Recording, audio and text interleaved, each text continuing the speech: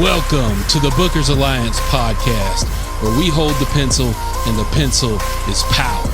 Coming at you right now is your host, Marky Mark, along with the man, the myth, the legend, Frank Donaldson. Join us as we discuss the ever-changing landscape of professional wrestling. So hang on tight, you jabronis, and enjoy the ride.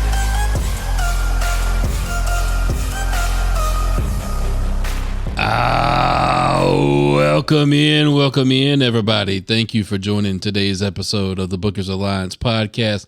Come on inside the house, bring yourself up a ringside seat, get your sodas, your popcorn, get your whiskey, get everything you need. Not just your whiskey this week. This week you got to do it. So we saw the returns of Charlotte Flair and Alexa Bliss at the Royal Rumble. So this week we're going to pull out our cocktails. And we're gonna have some cocktails during the broadcast today. Y'all better hang on for this one. Oh yeah, some of our favorite women came back, so we're pulling out our cocktails. So today's title, we are calling it Yeet Mania. Oh yeah. So obviously we're gonna be talking about Jey Uso, but we're gonna talk about the Rumble fallout. But we gotta get to the sponsors real quick. Dual sponsorship this week. For the cocktail, we got Grey Goose Cherry Noir. Yeah, we had to pull out our cocktail for the celebration today. So, yeet. And I'm over here sipping on some Jack Daniel's Tennessee Honey. Oh, yeah. Yeet. we mixing them up. So we got one for the women's rumble, one for the men's rumble. We celebrate them separate, celebrate them together. Yeet. Feel like we're gonna get to say today's gonna be that kind of episode. So Yeet. I mean, after what happened this week, wouldn't it be though? I mean, it would be. WWE realized it's time to cash in on Yeet, so hell, we're going right up. We're going following suit. Absolutely. All right, let's talk about this Rumble fallout real quick. Let's talk about. We'll start it off with the women's Rumble. That's how they started. That's how they started it off. Start off with the women's Rumble. Obviously, you never know who's going to walk out through that curtain. Well, is it even considered curtain anymore? Should we say LED board? Yeah, I was going to say the entrance. It's just the entrance. The entrance. Yeah, the curtain's been gone. Although they do pass curtains in Gorilla. They do. They do. So I guess they're walking through that curtain. Okay.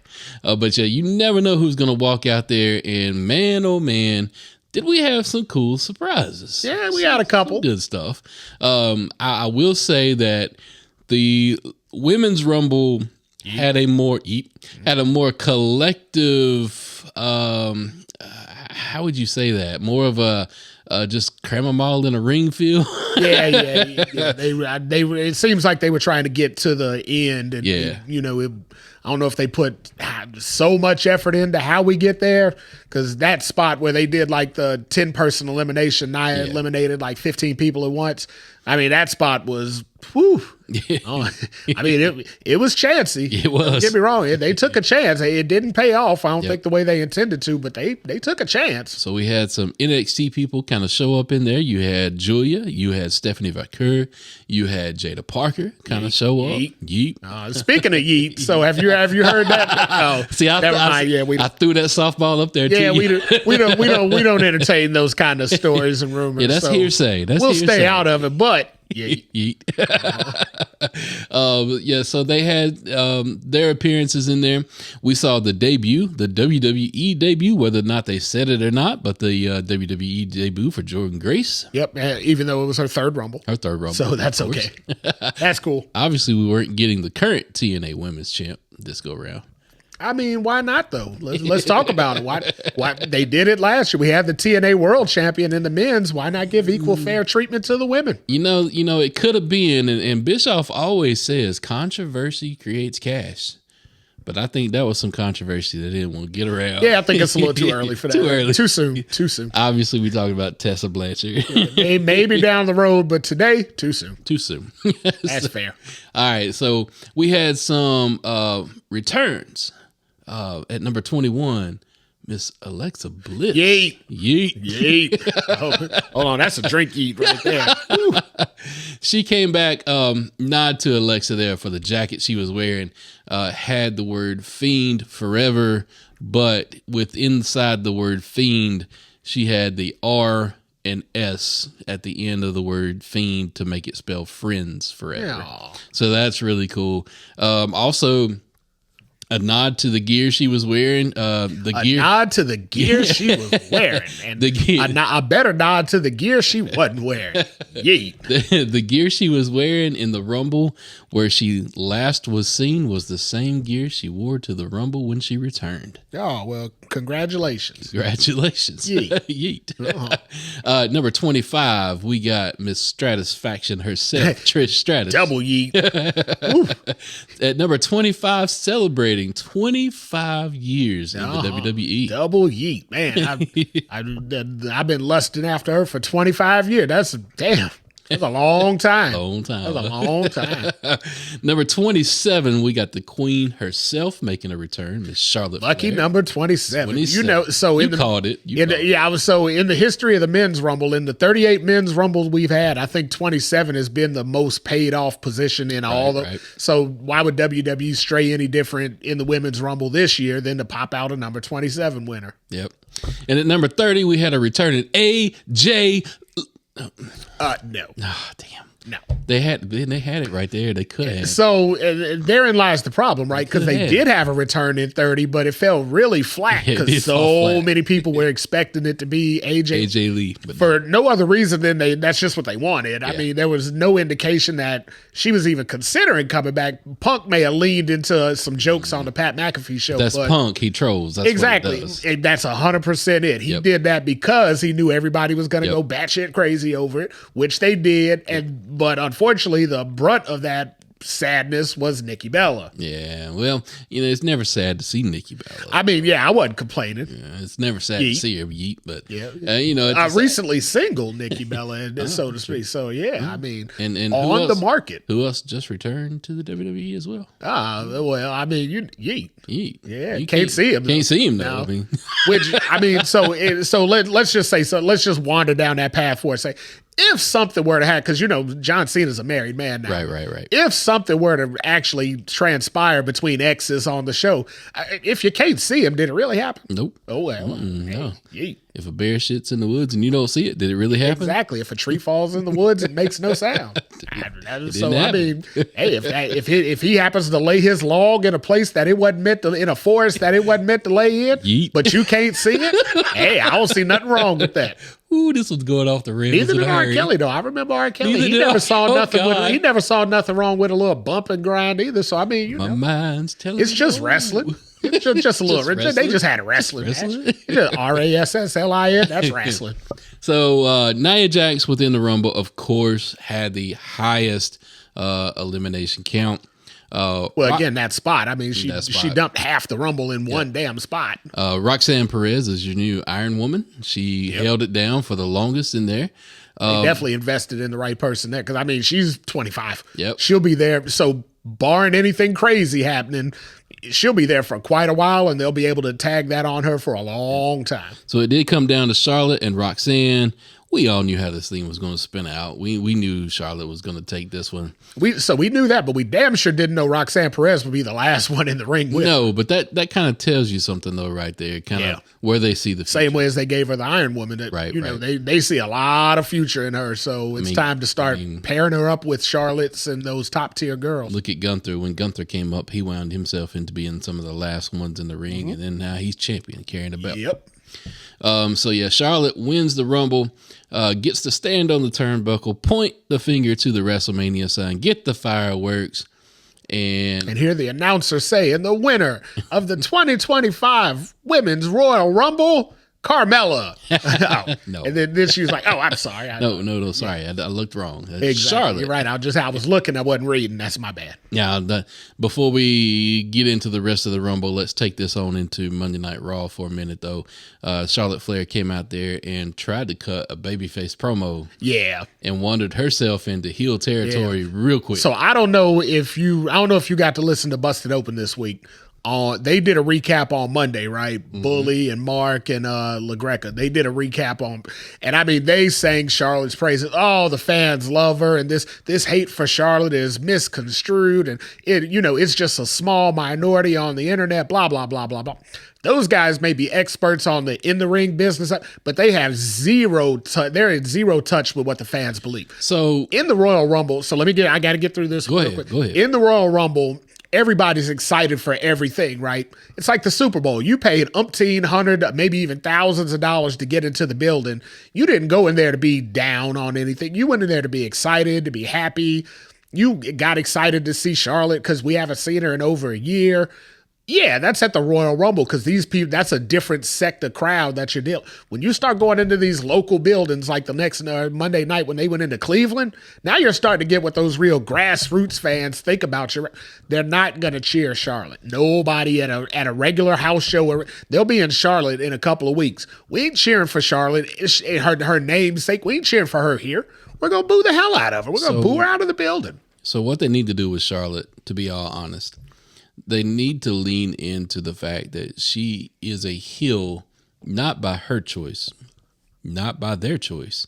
She is a heel by the fans' choice. Yeah, because it's who she is. Well, she's running into the same thing that Tom Brady ran into. Yeah, exactly. It's greatness hate. Yeah. I mean, it really is. I mean, you'll see it in a couple of days. By the time you guys listen to this, it'll be Friday. You'll be in full swing of it for the Chiefs. Yeah. Everybody will be hating on everything hating on Chiefs. Yeah, because it's they're greatness hate. anticipating a three-peat. Yeah. So everybody hates a winner, and I get it. I was the biggest Tom Brady fan walking, and our whole little group, everybody else, no, I hate that guy. Can't stand him. Hope he loses. And I was like, I got to a point where I was like, I'll never watch another Super Bowl with any of y'all again because y'all are ridiculous about this, and it brought down my whole experience. Even when he won, I'm just like, ugh, we'll win alone.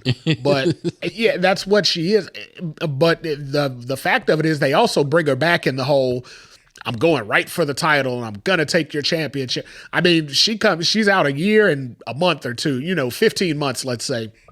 Comes back, wrestles one Royal Rumble for about 10 minutes, and now she's heading to WrestleMania to fight for a championship. So that's her MO every time she comes back. Nobody's going to like that. So this episode is quickly turning into something different. Didn't know we was going to go down this road, but honestly, the road that they should take with Charlotte, take Charlotte, lean into the fact that she's becoming a heel. She's a natural heel, even in the fans' eyes, right? Yeah. Lean into that. Lean into her being the biggest piece of crap on the mic. Lean into it. That's what they always do. But have her lose. Well, wait. They don't know how to do that. But wait. That's why I'm giving them advice. Have her lose. Have her lose multiple times. Let the fans look at her and go, and boo-boo. Like, let them do that. Let the fans do that. Because eventually, Charlotte's going to get to the point where she's tired of losing. And eventually, you're going to see a Charlotte like we wanted to see with Nia. You'll get that ruthless queen. The Queen of Hearts. The Queen of Hearts from Alice in Wonderland. I don't want anything from you but your head on a spike. So make her John Cena. Make her John Cena, but let her go heel. Yeah. I mean, she's inevitably going to be heel anyway, because this is what happens every time they bring her back. They try and bring her back. They try to bring her back face, and it whenever she leaves, they always try and bring her back face. And and it lasts like one or two nights, just like it did at the Rumble, but it never sticks because at Charlotte's core, and it's the problem that most baby faces have. They go back to it all the time. She's bigger than everybody. She's more athletic than most, and she's standing on 14 world titles. You're not going to get sympathy for her. It's not going to happen. Now, let me give you this analogy as well. Look no further than her daddy. Look no further than him. Was that man ever a face? Yeah, a few times in WCW. Did it ever work? No, it's not meant to work. It's not meant to work. Same thing. When he was a face in WCW, he was like a 12-time champ. You're not getting sympathy for somebody who wins the title every other week. So why try something different with her? Look, if it ain't broke, don't fix it. And I know she's trying to step out of her daddy's shadow and be different. I was going to say that's the reason. I totally get that. But man, my God, talking about, we had go back in the archives. We had an episode a while back. We talked about where's the the heels? Why are there so many faces? Where are all the natural heels? Where they? Charlotte is that. Just like we're getting with Nia right now. Yeah, she is, but I think part of it is they disillusioned themselves when she got cheered at the Rumble. I think they were like, oh, okay, they want to cheer now, let's lean into it, but they didn't read the room right. They didn't look at the Rumble as special. They looked at the Rumble as, oh my God, 70,000 people are on their feet for Charlotte Flair. 70,000 people are on their feet for Nikki Bella also, and they were booing the hell out of her. True. But if Nikki comes to a regular house show, if she had came to Cleveland on Monday night, doing her whole dance gimmick and all that, those fans, they would have cheered her because they're like, oh my God, she's hot. I want to look at her. Great. Wonderful. And they know she's not going straight to the top. They know she ain't winning no title.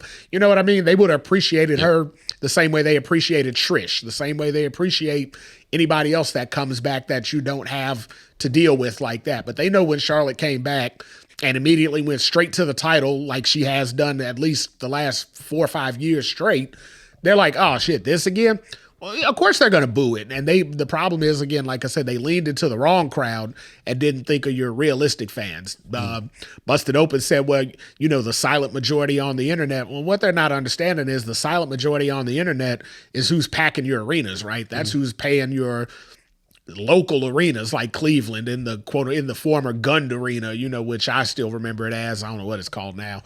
But when they come to Charlotte, it'll be in Time Warner. I don't know what you remember it as, way back in the day. I remember Spectrum Center and Time Warner. So it used to be Charlotte Coliseum way back in the day. Hell, I was way before my time. Yeah. So, I mean, the Charlotte Coliseum, they'll cheer a Nikki Bella because they'll cheer a Trish Stratus because they're not going to see her for a while after this.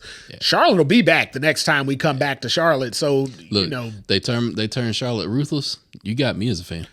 I'm down with that. The idea is good, but then isn't she just like Nia Jax on the other show? Nope. I don't know. Completely different. I don't know. Completely different because Nia is ruthless by aggression, power, that Samoan instinct, right? That Samoan killer instinct is what Nia is starting to show, right? Have Charlotte just be a chicken shit heel, but a vicious chicken shit heel. Yeah, I don't know. Can you be the biggest one in the locker room and be a chicken shit heel successfully? Like I said, we'll have to watch it play out. We'll have to see how it goes. I just don't know if Hollywood Hogan. So I'm gonna say. Yeah, but he was standing next to 7-foot Kevin Nash and equal size Scott Hall. I mean, nobody else is standing up to Charlotte short of Rhea Ripley. She's the only one that's close. And even then, Charlotte wears big ass heels, which still makes her an inch or two tall. Don't call Rhea a kid. True that. Yeah, don't call Rhea a kid. Yeah, that got offensive. Although it did get me, interested in seeing that matchup. That's not where I thought they were going to go for Rumble, but I'm okay if they do go there. For WrestleMania, I mean. But yeah, after looking at that, I was like, kind of the same way they teased Punk with both champions. Now all of a sudden, it doesn't make it seem like such a bad idea to get Rhea Charlotte number 3. So there was also a tag match on the show. Was there? Yeet. Why? That happened. No. Okay. All right. Cody and KO. Yeah. Oh, dude, the brutality in this ladder match. This is their brutality. It was insane. Yeah, levels. they're ridiculous. Had me squirming in my seat. There was some parts of that match where Kevin took a freaking bump on the side of the ladder. The bump he finally took with the Alabama slam through the ladder bridge. Yeah. Oh my God. I mean, somewhere in there, apparently Cody got pretty banged up too, because I'm seeing a lot of reports that he's quote unquote injured on the show. I went back and watched that match. He was limping at the beginning of that match. I think he was hurt going into it. I wouldn't be surprised. I mean, they have been holding back the last couple weeks, with the physicality. They were trying to get excitement for the match, and that stuff gets dangerous out there. So, so couple things I noticed with Cody, because like I said, I watched that match back because I wanted to see something in that match. So whether you see it or not, my opinion, everybody's got one, right? Yep. All right. So my opinion, we're getting Homelander Cody. Nope. Yep. Nope. We've already got him. So what'd you just say? We've already got everybody's him. Everybody's got an opinion, and I always tell you, opinions are like assholes. Yep. Everybody's got them, and most of them stink. So we've already got him. That one doesn't stink because I would love to see it, but they do. I'm telling you, we got him, and people just don't notice. Mm-hmm. Listen. Would a white meat babyface, after he done grabbed both of them belts, white meat babyface, go over and while your opponent is on the ground, go taunt him. If you're the babyface, you're going to go stand over him with both belts and taunt him and celebrate. Yeah. In WWE or WWF, yeah. Because 80s Hogan did that every match. He'd beat you, and then he would literally lay the belt in the middle of the ring and then stand there and pose for a half hour. He'd wrestle for 12 minutes tops. And I mean, that was entrance, that was everything. Right. But then 30 minutes later, he'd still be in there posing. I mean, he'd give you, all four corners. He'd do the point, all four poses. They'd play, the song would just be on steady repeat over and over again. So here's the thing. I don't think we're ever going to get true heel Cody Rhodes. We're not going to get it. Just like unless this merch stop selling. Now, if that happens, well, I don't. I mean, it could be many, many years down the road if that happens, right? But I'm talking about like everybody's like, oh, Cody's a Sith Lord and he's just not telling it. He's Homelander. It's just buried. That's accurate. It's there. But here's the difference. Here's the difference. You've got the politician Cody. Mm-hmm. You've got the American Dream Cody. Mm-hmm. Then you got the American Nightmare Cody. The American Nightmare Cody is what we saw in that ladder match. Yeah, because it only comes out every now and again, and it's really got to be something gritty that pulls it out of him. Yep. We saw it against AJ. Yep. We saw hints of it there. Yep. Then it kind of went away for a long time because we didn't see it against Roman, right? You won't see it against Roman. Right. We didn't see it against Roman. We didn't see it anywhere in between. But then, now this blood feud comes back, where a friend turns on him. And that friend may not be completely wrong when he says, I'm a good guy in this and Cody's the bad guy. So maybe Cody does lean into it a little bit, just like Homelander did, right? So here's why I'm making the comparison right now. I really do think we're getting Cody Cena for Mania. I think that's happening. At this stage, yeah. Yeah, I think that's happening. So how I think it gets spun, though, I think, look, you've had KO step in there and try to tell Cody, quote unquote, the truth, right? Mm-hmm. Randy doesn't tell Cody the truth. Randy tells Cody what he wants to hear because what do you see Randy do every time he's around Cody? Yeah, he's eyeing that belt. Mm-hmm. Keep your friends close, but your enemies closer. I mean, he wants that belt. It's there, right? Punk got in the ring, tried to tell him, you're getting tired. Heavy is the head that wears the crown. You are getting tired. You can't keep this up for long. Mm-hmm. Punk tried to tell him. The one that's going to get through to him is the one that Cena, did it before. The one that did it before. Right. You got 20 years worth of history on your back. Nobody can tell that story better than John Cena that's wrestling today. Yep. Now, do I think Cena is going to beat Cody at Mania? Absolutely. I don't know if you think it. I think so. Oh, okay, but I'm putting my opinion in there. So. Absolutely. Because here's how I think at this stage. I think it's a two-part match. I think like night one and night two. You think they're going to do a tag match? No, like I think they're going to put it on John to get John 17. Mm-hmm. Then and I know we don't like seeing it flip-flopped, but I really do think Backlash, the next pay-per-view, it'll be Cody Cena 2, and Cody will get it back. So I do agree with the first part. I don't agree with the second part. He'll get it back somewhere. He'll definitely get it back, but because whatever they were going to do to get it off of him before, that plan's still going to be there somewhere. Yep. So they'll inevitably have to get back to it. I think Cena gets it at Mania. What better place to do? I mean, for the pomp and circumstance, for the pageantry, for everything that gets incorporated in it, that's your night 2 main event. Yeah. Can you imagine your night 2 main event, John Cena standing tall, world title, big 17 drawn out by a bunch of drones in the air, and the celebration that they can give for it, nothing would be better at that point. Cody had his moment at 40. Yeah. Cena's going to have his final moment at 41. I kind of see that happening. Yeah, last one, and then they ride it out for. I mean, they might get the summer out of it, right? They might get the if Cena maybe it's SummerSlam. Exactly, that's what I was going to say. Yeah. Cena's apparently committed to a full schedule this year, right? So if you're looking at, hey, we'll never get The Rock on a full schedule again. Not even for a year. We'll never get Roman on the schedule for a year again. I think Roman's done full time. Yeah, that's what I mean. We'll never get him for a full calendar year. But Cena's given us a year. Yep. Do we waste it and pussyfoot around with, playing around? Or do we cash in as much as we can? Can you imagine all the replica titles they could sell in every single city they go to? If they do a replica, Cena's the champ. If they do a replica title, I'm not talking about the city replicas, but if they do a title and it's like the 17th time champion, like that title, that's belt collector Marky Mark's gonna have that sucked up like no tomorrow. It's just gonna happen. And they'll obviously know, that's $1,200 title, and they'll just make it that way. And people that just have to have it will just say, hey, you know what? I'll just eat it and I'll deal with it on the back end. You know what I mean? Yeah. But speaking of Cena, let's go ahead and get on into the men's rumble here real quick. Men's rumble, again, just like the women's rumble, we saw some surprises. These drinks go way too fast with a straw. You need another cocktail? Holy hell. Yeah. Let's go back to the women's rumble. They got to fill up a cock. So the men's rumble had some surprises as well. I believe in Joe Hendry. That was nowhere near a surprise. No way, shape, or form. Everybody knew Joe Hendry was coming. Everybody. When he won the title in TNA, I'm like, oh yeah, cash in. So now we can see the belt on Royal Rumble. I think that was. They said Penta was the worst kept secret in the Rumble or in the WWE. Now, before I go too far, Penta's elimination was the worst kept secret in the WWE. That one got eliminated before we even got 2 or 3 minutes in. So they did clarify. Yeah, they lied. They lied, though. Yeah, they lied. So the definition of an elimination in the Royal Rumble is both feet have to be firmly planted on the floor.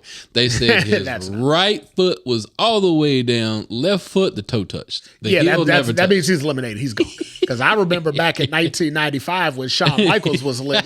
And Shawn was holding on for dear life, swinging with one foot planted, and that other leg was swinging as high in the air as he could kick it. And they made sure that it only went that way to avoid him being able to say he was eliminated. So, shortest time in the Rumble this year next to Tiffany Stratton's boyfriend. What's it? Oh, Ludwig Kaiser. Yeah, the second shortest time in this year's Rumble. Penta. Say what you want. Damn it, we know it. He's gone. He's eliminated. The oxymoron is... Penta wound up being the longest person in the Rumble. Exactly. And I'm like, so that's why I said I'm not even beginning to honor that. He had the second shortest time in this year's Rumble. So it was cool seeing the two luchadors kind of square off between Penta and Rey Mysterio. Mm-hmm. That was kind of cool. So getting in though, halfway through, Roman comes out. As JR would say, business was picking up. Oh yeah. So it came down to a cool little spot where, the three Spider-Mans where they're pointing at each other. Who's this? Where it was Roman, Punk, and Cena. Kind of standing there together. Really, Seth Rollins music hit, and you're like, oh my God, right? Yeah. So, but when that music hit, though, you got to think. All the other guys that were in the ring at that time, they were like, hell, it's over now. They were probably all like, we might as well jump over the top rope now. We're done for the evening. Yep. But it was pretty cool to see the final six, who it kind of came down to there. There was two people, though, that were kind of in that mix that really just didn't register with, who we thought was going to be in there in the end. And no, absolutely. Logan Paul and Jey Uso. So Logan Paul, I get.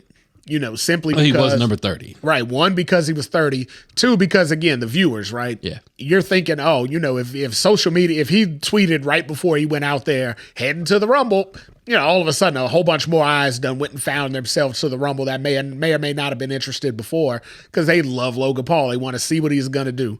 So I completely understand. But how in the hell Jey Uso got in the last 6? Now, I get it. They're calling him main event Jey Uso, right? Yep. But they haven't really been paying off on the whole He main evented Survivor Series 1 year. He lost. He main evented different pay-per-views. He lost. He main evented Saturday Night's main event a week before. He lost. At this stage of the game, I'm like, is he really main event Jey Uso, or is he main event filler Jey Uso? Because, do you just need another name? But damn, they flip-flopped on our asses there, didn't they? So you got to see CM Punk eliminate Seth and Roman, and then Logan eliminated CM Punk, leading to a... Say that phrase again? Yeah, what? Logan Paul eliminated CM Punk. So wait a minute. CM Punk eliminated the Shield, basically. Got Seth and Roman at the same time. Yep. And then Logan Paul eliminated CM. Yep. What the hell are we? Is this a fever dream right now? What are we going through? I think you're going to get Logan Paul in the Elimination Chamber. Yuck. He's been in one of those before. And again, the viewers, I get it, but when you're going for the biggest title in all of professional wrestling at this stage, do we really need to waste a spot on Logan Paul?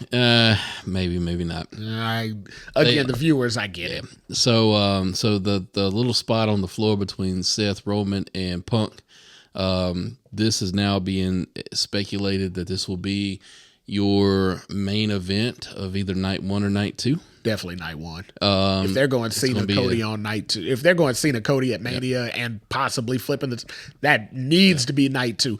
It doesn't need to be said right now, but I need WWE to hear us when we say it. If you're going to do that, give it all the pageantry you can. Make it your night 2 main event. Let Roman, CM Punk, and Seth do night 1. Yep. So Roman also received 2 curb stomps. That one of them was the sickest curb stomp I've ever seen in my life. That's on the steps thing. It was a double curb stomp. That was the one he did on the floor. On the floor. Yeah, he tried to do it with his left foot. I mean, I don't think he got it right. Roman ate all of that. Yeah, he went to go pick up his left foot, and I think, muscle memory told him, put your right foot down, put your left foot down. So he ended up basically putting 2 feet in Roman's head and just smushed it to the floor. And I'm like, ooh, that's no good. Anyhow, we all wandered into the final 2 being in the ring was Cena and Jey Uso. Everybody who looked at the final 2 in the ring, it was kind of a foregone conclusion. Damn, they're going to put this. Cena's got it. I mean, yeah, at that point. Got it, right? Because Jey had just got done like we just talked about. Every other main event Jey was in, he was the bridesmaid, never the bride. So. Even me, I said that, if Jey went, it wasn't going to happen until the Elimination Chamber, right? Yeah. The fact that they both got on the outside of the ring, and then when John picked Jey up for the AA, you called it. You was like, he's going to slide back in the ring. And sure enough, he slid off his shoulders back into the ring, pushed Big Match John off the ring apron to win. And he got stuck standing there stuck like Chuck. Like, wait, he looked at himself. He looked at his feet like, wait, am I on the floor? He's like, did I really land out here? And I mean, as good old Pat Patterson would say, the crowd went banana. When Jey was the winner, they lost their collective. They yeeted their minds out. It was a yeet fest. I think Pat yeeted all over the new table. I mean, he got Michael Cole up there. He yeeted on the table. I mean, oh my God. It was yeet everywhere. I would have hated to have been the maintenance man having to clean up all that yeet afterwards. But Jey climbing the turnbuckle, got his point on at the WrestleMania sign, the fireworks going off. The yeet party was off the chain, and the Boo Birds came out of nowhere on the internet. So now we talk about the silent majority on the internet. Now I think we're going to get into what the real silent majority is. They stood up and said Jey is no place in that main event scene. He just lost to Gunther. He had a horrible match at 40 against his brother. They tried to steal the show and it didn't work. You know what? So before we wander too far away, I get all that, right? I do. Everything that you just said is all true. None of it was false. None of it was false. But if you still believe that after he was winning the Rumble, you ain't been watching for the last. You ain't. Because 3 months. Because here's the secret. Some might say the whole bloodline story was just as much about Jey Uso as it was Roman Reigns. Yeah, he was definitely 1A as far as 1A, 1B. He was definitely in that, because I mean, who else got over this much? Jacob Fatu came at the back end of it. Hell, he's the third one of most over. Yeah. So I mean, the other, Jimmy, and don't get me wrong now, Jimmy and Solo, they definitely played their part in the bloodline, but I mean, you're starting to see the cream rise to the top at this point. Yep. Not to say those two guys ain't cream, and not to say they ain't rising, but maybe those two guys might be marshmallows right now, right? And they might be waiting to explode and then be turned into cream to rise to the top, but their asses ain't there yet. At this stage of the game, go back talking to the women's rumble again. I mean, we can talk about that. Then we'll start yeeting all over the place here. Blue Chews. We ain't got no maintenance man here to clean that yeet up, so we got to let that conversation go. But I mean, yeah, at this stage of the game, if the bloodline storyline elevates everybody, and it's not going to do it all at once, so you got to take it at its turn. And I mean, Jey Uso was the primary recipient of it, and damn, if that's the way it's going to pay off for everybody needs to stay involved in it as long as they can. So that whole small minority group of the Boo Birds that were tweeting him in much as loud as they could. Jey Uso come out there Monday night to basically just shut y'all's ass up. Yep. I mean, he come out there, and first off, kudos to the Cleveland crowd. That was fantastic. Oh, yeah. You guys did right by Jey Uso. Yeah. Gave that man. Again, same thing. You know, same thing as what I said on the opposite for Charlotte. You take a crowd like the Royal Rumble, that, you know, the people that go to the Royal Rumble, they got that big star mentality, big show mentality. In the building, there might have been a good amount of people that did want to see John Cena win, just because it would have been that memorable moment that they'll always be able to treasure for John's last Rumble. I get all that, right? But when you start getting to the grassroots home arenas, the arenas where you got 15,000 strong that come out on a Monday night, which means they really love, you don't just go to wrestling as an event on no damn Monday night. Been to a few Monday Night Raws. It's hard sometimes. Exactly. To go through that. But when you go on a Saturday, I mean, it's Saturday night. It's cold and it's Indianapolis. There ain't that much going on in Indianapolis that you're like, man, I can't catch the local wrestling show. But if you're out there on a Monday night in Cleveland in the snow and all that other nonsense that they're dealing with out there, you really love the product. So when your guy comes out there like a Jey Uso, oh hell, you explode. I mean, they gave him all the love he could possibly take in. And man, oh man, were the waterworks flowing. And I appreciate Jey for being real and just letting that happen, letting his emotions show on the heart, on the sleeve there.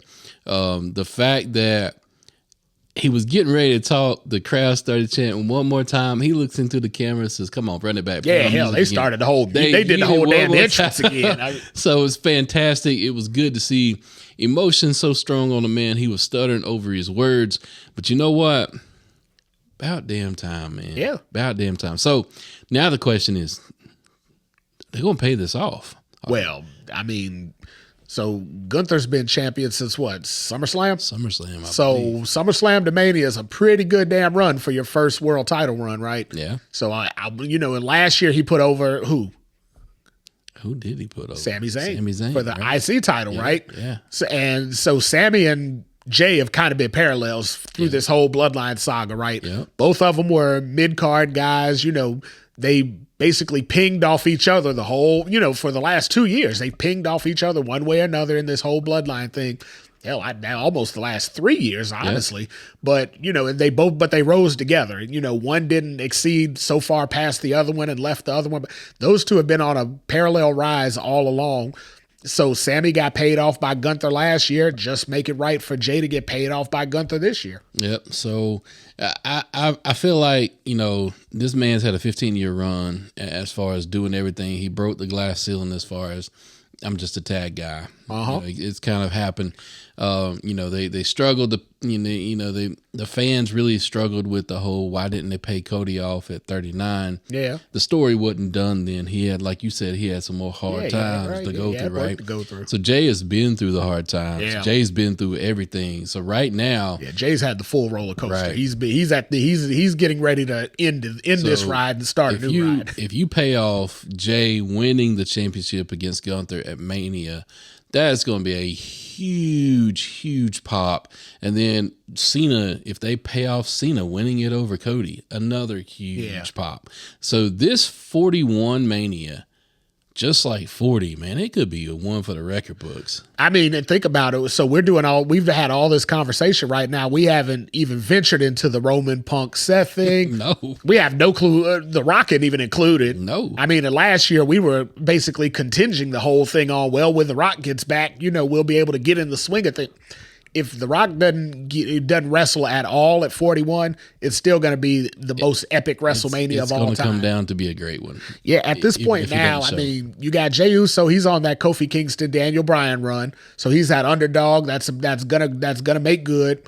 You got that story, and you got a returning legend going for the last ride in his career.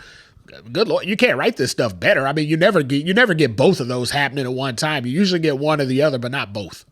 And I'm so interested, and again, this episode is about Jey, but spinning real quick, going back to the Cody Cena thing. I'm so interested in the story that they could spin out of this. It's so different. It's so different because Cena wasn't around for the Bloodline stuff. Right. And it's not it's not a story of, hey, oh, wait a minute. It is a story of, hey, I helped you. Why did you go back? Cena showed up in that match. It could be last year, yeah. Right, in the 40 match. It could be a, hey, we all showed up to help you. Why the hell did you go back? Well, they could touch back on that. They kind of did that story with Cody, though. With KO, with Cody and KO, yeah. So and that's the only, I know everything, and let's be honest, everything in WWE one way or another circulates around the whole Bloodline storyline, right? True. So at some way or another, they're gonna have to incorporate it in there, just because it's been the nature of things for so long.